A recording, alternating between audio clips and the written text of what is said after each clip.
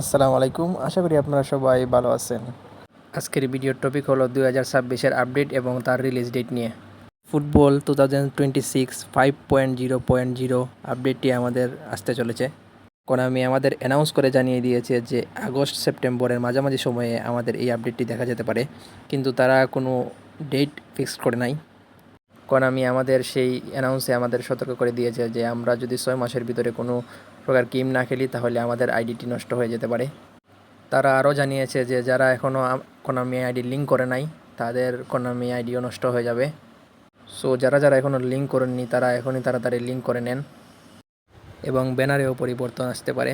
Magician Lionel মেসির জায়গায় তারা লামিন ইয়ামালকেও দিতে পারে। এটি কনফার্ম না, তবে দিতে পারে, কারণ তারা লামিন ইয়ামালের সাথে চুক্তিবদ্ধ হয়েছে। আজকের আপডেট এইটুকুই। পরবর্তী আপডেট জানার জন্য চ্যানেলটি সাবস্ক্রাইব করবেন এবং পাশে থাকা বেল আইকনটি ক্লিক করতে ভুলবেন না। ভালো থাকবেন। বাই।